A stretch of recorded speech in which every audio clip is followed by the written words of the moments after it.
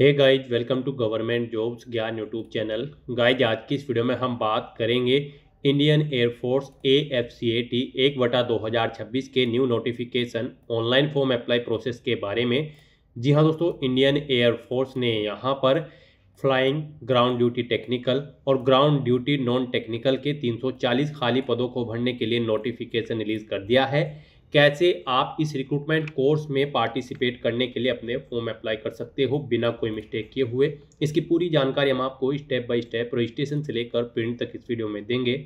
बस आपको इस वीडियो को स्किप के बिना शुरू से लेकर एंड तक देखना है। उसके बाद वीडियो पसंद आए तो इसे लाइक और शेयर कर दें। चैनल पर नए हो तो इसे सब्सक्राइब कर लें। साथ ही साथ आपको फॉर्म अप्लाई करते हुए जो जो भी प्रॉब्लम फेस हो रही है उन सभी का हल आपको इस वीडियो में मिल जाएगा। कैसे यहाँ पर आपको अपना लाइव फोटो कैप्चर करना है, कैसे आपको अपने फोटो और सिग्नेचर अपलोड करने हैं, डॉक्यूमेंट आपको कैसे अपलोड करने हैं, क्वालिफिकेशन की डिटेल आपको कैसे देनी है, सभी जानकारी आपको इस वीडियो में मिल जाएगी। बस आपको एंड तक हमारे साथ इस वीडियो में बने रहना है। तो बिना कोई वक्त गंवाए चलिए शुरू करते हैं। आपको इस वीडियो के डिस्क्रिप्शन बॉक्स में हमारी वेबसाइट IND-sarkari-naukri.in के इस पेज का लिंक मिल जाएगा। यहाँ पर आपको इस भर्ती के रिगार्डिंग सभी डिटेल्स प्रोवाइड कर दी गई है।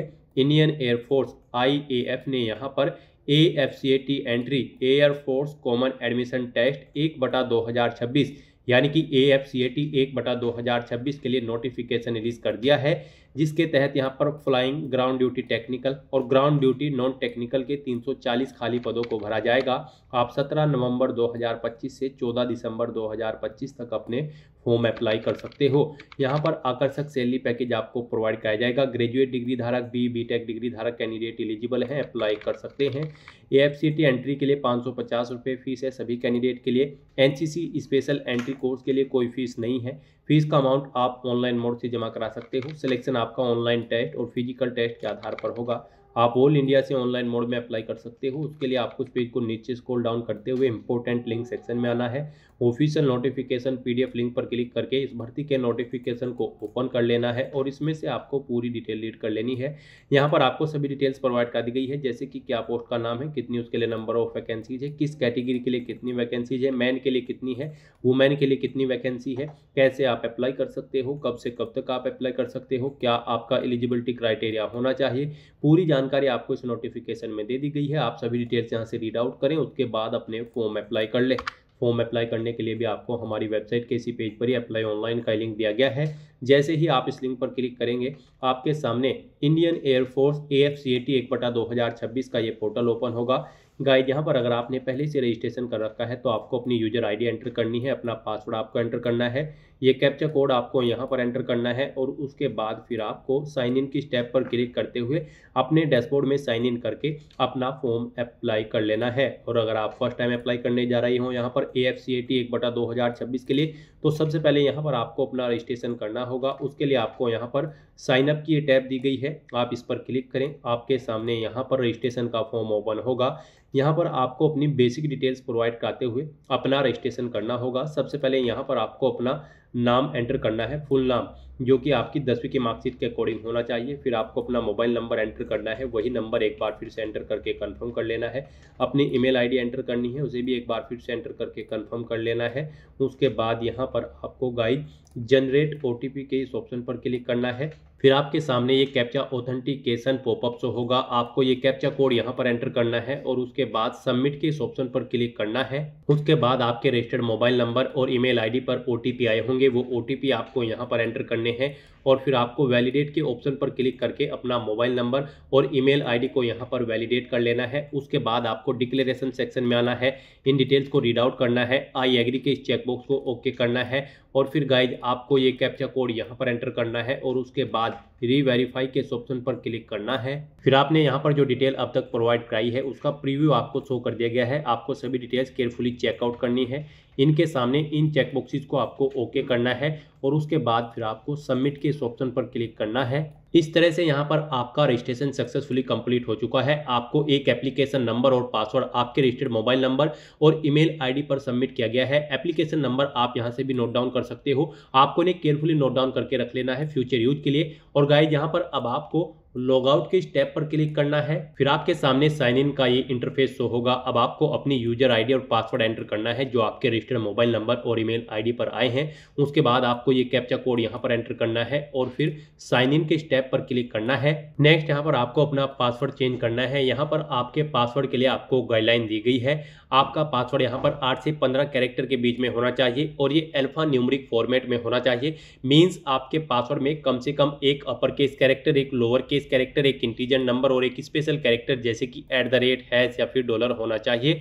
इस फॉर्मेट में यहाँ पर आपको अपना पासवर्ड एंटर करना है न्यू पासवर्ड की इस फील्ड में। उसके बाद वही पासवर्ड आपको यहाँ पर कंफर्म न्यू पासवर्ड की इस फील्ड में एंटर करना है और फिर गाइज आपको ये कैप्चा कोड यहाँ पर एंटर करना है और उसके बाद यहाँ पर चेंज पासवर्ड के इस ऑप्शन पर क्लिक करते हुए आपको अपना पासवर्ड चेंज कर लेना है।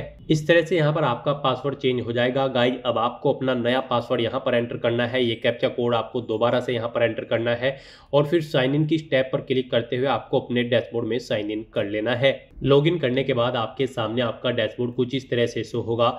अब यहाँ पर आपको अपना फॉर्म अप्लाई करने के लिए गो टू एप्लीकेशन के स्टेप पर क्लिक करना है। फिर आपके सामने कुछ इस तरह से इंटरफेस ओपन होगा। यहाँ पर आपका फॉर्म स्टार्ट हो चुका है। गाइज यहाँ पर आपको अपना फॉर्म अप्लाई करने के लिए सबसे पहले अपना एलिजिबिलिटी क्राइटेरिया देना है। फिर आपको अपनी कम्युनिकेशन की डिटेल देनी है, फिर क्वालिफिकेशन की डिटेल, फिर कोर्स प्रेफरेंस आपको देनी है, फिर कुछ एडिशनल डिटेल देनी है और फाइनली आपको अपने डॉक्यूमेंट अपलोड करते हुए फीस पेमेंट करना है और अपना फॉर्म सबमिट कर देना है। तो इन स्टेप्स को यहाँ पर आपको कंप्लीट करना होगा 1 बाय 1 करते हुए। तो गाइज सबसे पहले यहाँ पर आपको अपनी पर्सनल डिटेल प्रोवाइड करनी है एलिजिबिलिटी क्राइटेरिया के अंतर्गत। यहाँ पर आपको आपका एप्लीकेशन नंबर ऑटोमेटिकली फिर मिलेगा। अब यहाँ पर आपको अपनी एग्जाम कैटेगरी सिलेक्ट करनी है। आप AFCAT एग्जाम के लिए अप्लाई करना चाहते हैं या फिर NCC special entry for flying branch, आप अपने अकॉर्डिंग ऑप्शन सेलेक्ट करेंगे। फिर आपको यहाँ पर आपका नाम, आपकी ईमेल आईडी और मोबाइल नंबर ऑटोमेटिकली फिर मिलेगा जो कि आपके रजिस्ट्रेशन से फैच कर लिया गया है। अब गाइस यहाँ पर आपसे पूछा गया है कि क्या आपने 10वीं के बाद कभी अपना नाम चेंज किया है। अगर किया है तो आप यस ऑप्शन सेलेक्ट करेंगे और चेंज नेम देंगे। नहीं किया है तो आप नो ऑप्शन सेलेक्ट करेंगे। उसके बाद आपको अपने फादर का नाम यहाँ पर एंटर करना है, फिर मदर का नाम एंटर करना है। फिर यहाँ पर आपको अपनी नेशनलिटी सेलेक्ट कर लेनी है इंडियन। फिर आपकी बॉडी पर कहीं कोई कट या तिल का निशान है तो उस पैलेस का नाम यहाँ पर आपको एंटर करना है। फिर आपसे पूछा गया है कि क्या यहाँ पर आप अपने चेहरे पर चश्मा पहनते हैं नज़र का। अगर पहनते हैं तो आप यस करें, नहीं तो नो ऑप्शन सेलेक्ट करें। फिर गाइस यहाँ पर आपको अपनी कोई आईडी प्रूफ सेलेक्ट करना है, कोई भी आधार कार्ड, ड्राइविंग लाइसेंस या पैन कार्ड या पासपोर्ट या फिर वोटर आईडी। आप अपने अकॉर्डिंग यहाँ पर कोई भी ऑप्शन सेलेक्ट करें और उसका नंबर यहाँ पर आप दें। फिर यहाँ पर आपको अपना सेकेंडरी आईडी प्रूफ सेलेक्ट करना है, कोई दूसरा आईडी प्रूफ, और उसका भी नंबर यहाँ पर आपको एंटर कर देना है। फिर यहाँ पर आपसे पूछा गया कि क्या आप CPSS या फिर PABT के टेस्ट में पार्टिसिपेट किए हैं। अगर पार्टिसिपेट किए हैं तो उसमें आप पास आउट है या फिर फेल्ड है, आप अपने अकॉर्डिंग ऑप्शन सेलेक्ट करेंगे। पार्टिसिपेट नहीं किया है तो आप नॉट अपियर्ड ऑप्शन सेलेक्ट करेंगे। फिर आपसे पूछा गया कि क्या आपके पास यहाँ पर कमर्शियल पायलट का लाइसेंस है जो कि इशू किया गया है DGCA के द्वारा। अगर है तो आप यस करेंगे, नहीं तो नो ऑप्शन सेलेक्ट करेंगे। यहाँ पर अगर आप पास आउट है तो आप पास ऑप्शन सेलेक्ट करेंगे और फिर यहाँ पर बैच नंबर देंगे। यहाँ पर पासिंग डेट आप सेलेक्ट करेंगे। उसके बाद अपना CPSS PABT चेस्ट नंबर यहाँ पर आप देंगे और अगर आपने अपियर नहीं किया है तो आप नोट अपियर्ड ऑप्शन सेलेक्ट करेंगे। आगे की डिटेल फिर आपको नहीं देना होगी। फिर आपसे पूछा गया है कि क्या आपने यहाँ पर एयरमैन के तौर पर इंडियन एयरफोर्स में सर्विस की है। अगर की है तो आप यस करेंगे और फिर रैंक देंगे। यहाँ पर आपकी कौन सी रैंक थी, सर्विस नंबर देंगे, करंट पोस्टेड यूनिट देंगे और यहाँ पर कमांड बताएंगे किस कमांड में आप कार्यरत थे। और अगर नहीं की है आपने सर्विस एयरमैन के पोस्ट पर इंडियन एयरफोर्स में तो आप नो ऑप्शन सेलेक्ट करेंगे। फिर आपसे पूछा गया कि क्या आपके पास यहाँ पर NCC air wing C certificate है। अगर है तो आप यस करेंगे, नहीं तो नो ऑप्शन सेलेक्ट करेंगे। उसके बाद आपको अपना जेंडर सेलेक्ट करना है। फिर आपको यहाँ पर अपना मैरिटल स्टेटस बताना है, आप मैरिड हो या फिर अनमैरिड। अपनी डेट ऑफ बर्थ आपको यहाँ पर सेलेक्ट करनी है, उसे एक बार फिर से सेलेक्ट करके यहाँ पर कंफर्म कर लेना है। उसके बाद यहाँ पर आपको अपनी टेस्ट सिटी सेलेक्ट करनी है। गाइस यहाँ पर आपको 5 टेस्ट सिटी सेलेक्ट करनी है। पहले यहाँ पर आप स्टेट सेलेक्ट करें, उसके बाद उसकी सिटी सेलेक्ट करें। इस तरह से यहाँ पर आपको 1 बाय 1 करके 5 टेस्ट सिटी अपनी सेलेक्ट कर लेनी है। आप अपनी चॉइस के अकॉर्डिंग कोई भी 5 टेस्ट सिटी यहाँ पर सेलेक्ट करें और उसके बाद फिर आपको यहाँ पर सेव एंड नेक्स्ट के इस ऑप्शन पर क्लिक करना है। फिर यहाँ पर अब तक आपने जो अपनी पर्सनल डिटेल प्रोवाइड कराई है उसका पूरा प्रीव्यू आपको शो किया गया है। आपको सभी डिटेल्स केयरफुली चेकआउट करनी है। इनके सामने इन सभी चेकबॉक्सेस को आपको 1 बाय 1 करके ओके करना है और फिर गाइज आपको यहाँ पर सेव एंड नेक्स्ट के इस ऑप्शन पर क्लिक करना है। नेक्स्ट यहाँ पर आपको अपनी कम्युनिकेशन डिटेल प्रोवाइड करनी है। यहाँ पर आपको इसमें सबसे पहले अपना कोरोस्पोंडेंस एड्रेस एंटर करना है और उसके बाद फिर यहाँ पर आपको अपना परमानेंट एड्रेस एंटर करना है और अगर आपका परमानेंट एड्रेस आपके कोरोस्पोंडेंस एड्रेस के अकॉर्डिंग सेम है तो आप यहाँ पर is permanent address same as correspondence address में यस के इस ऑप्शन पर क्लिक कर दें। ऑटोमेटिकली आपका परमानेंट एड्रेस आपके कोरोस्पोंडेंस एड्रेस के अकॉर्डिंग यहाँ पर फिल हो जाएगा। और उसके बाद फिर गाइज आपको यहाँ पर सेव एंड नेक्स्ट के इस ऑप्शन पर क्लिक करना है। नेक्स्ट यहाँ पर आपको अपनी एजुकेशनल क्वालिफिकेशन की डिटेल प्रोवाइड करनी है। गाइड यहाँ पर एजुकेशनल क्वालिफिकेशन की डिटेल प्रोवाइड करते हुए सबसे पहले आपको अपना एजुकेशनल लेवल यहाँ पर सिलेक्ट करना है। यहाँ पर आपके पास 3 ऑप्शन है। आपने 12वीं क्लास पास आउट कर रखी है प्लस ग्रेजुएशन, आपने 12वीं क्लास पास आउट कर रखी है plus graduation plus post graduation अगर आपने पास कर रखी है तो आप सेकंड ऑप्शन सेलेक्ट करेंगे। फिर तीसरा ऑप्शन है आपने 12वीं के साथ यहाँ पर integrated post graduation pass out कर रखी है तो आप अपने अकॉर्डिंग यहाँ पर ऑप्शन सेलेक्ट करेंगे जो भी आपकी क्वालिफिकेशन है। यहाँ पर आपको गाइडलाइन भी दी गई है आपकी क्वालिफिकेशन के रिगार्डिंग। गाइड आपको यहाँ पर click here to view graduation level eligibility detail, आपको हियर का लिंक दिया गया है, आपको इस पर क्लिक करना है और उसके बाद गाइड आपके सामने ये PDF ओपन हो जाएगी। यहाँ से आप चेकआउट कर सकते हो किस ऑप्शन के लिए आपकी क्या क्वालिफिकेशन रिक्वायर्ड है। यहाँ पर अगर आप ग्रेजुएट ऑप्शन ए सिलेक्ट करते हैं ग्राउंड ड्यूटी टेक्निकल ब्रांच के लिए तो फिर आपका यहाँ पर 12वीं क्लास पास आउट होना जरूरी है 50% मार्क्स के साथ। आपके पास यहाँ पर फिजिक्स मैथ और केमिस्ट्री होनी चाहिए 12वीं में, प्लस आपके पास यहाँ पर ग्रेजुएट डिग्री होनी जरूरी है 60% मार्क्स के साथ। इन डिसिप्लिन के अंतर्गत ये डिसिप्लिन यहाँ पर आपको दी गई है airline management, aerospace engineering, mechanical engineering. यहाँ पर इन डिसिप्लिन में आपके पास ग्रेजुएट डिग्री होनी चाहिए। और गाइस यहाँ पर अगर आप ग्रेजुएट ऑप्शन बी सिलेक्ट करते हैं ग्राउंड ड्यूटी टेक्निकल ब्रांच के लिए तो आपका 12वीं क्लास पास आउट होना जरूरी है 50% मार्क्स के साथ, प्लस यहाँ पर आपके फिजिक्स और मैथमेटिक्स में 10+2 लेवल में 50% मार्क्स होने चाहिए।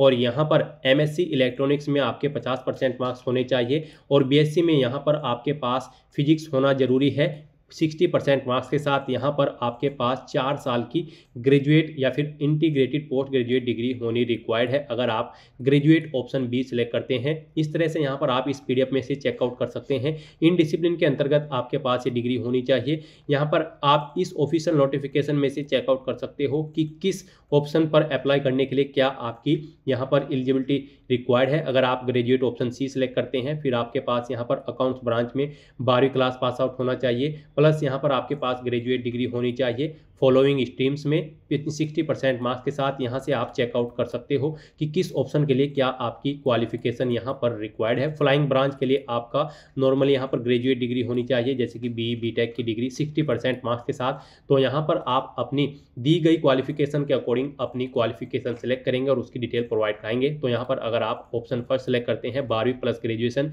तो फिर यहाँ पर आपको ग्रेजुएशन लेवल सेलेक्ट करने हैं। ग्रेजुएशन लेवल यहाँ पर हमने आपको बता दिए हैं आप किस लेवल के लिए अप्लाई करने जा रहे हैं। आप अपनी ग्रेजुएशन का लेवल यहाँ से चेकआउट कर सकते हो graduate option A B C। तो यहाँ पर आप A B C D कोई भी ऑप्शन सेलेक्ट करें और उसकी डिटेल यहाँ पर आप प्रोवाइड कराएं। ऑप्शन ए अगर आप सेलेक्ट करते हैं तो फिर यहाँ पर आपको बताना होगा आपने अपनी ग्रेजुएशन किस उसमें की है, इंजीनियरिंग में या टेक्नोलॉजी में, या फिर क्लियर की है section A and B examination of AMI या ASI या फिर IETE। आप अपने अकॉर्डिंग यहाँ पर ऑप्शन सेलेक्ट करेंगे। बैचलर ऑफ इंजीनियरिंग अगर आपने की है तो फिर यहाँ पर आप सेलेक्ट करेंगे कि आपने किस डिसिप्लिन में अपनी इंजीनियरिंग की है, वो यहाँ पर डिसिप्लिन आप सेलेक्ट करें। उसके बाद यहाँ पर आपने कितने साल में पास आउट की है ये ईयर सेलेक्ट करें। उसके बाद यहाँ पर आपको ग्रेजुएशन का कॉलेज या इंस्टीट्यूट का नाम देना है जिससे आपने अपनी ग्रेजुएशन पास आउट की है, यूनिवर्सिटी का नाम देना है।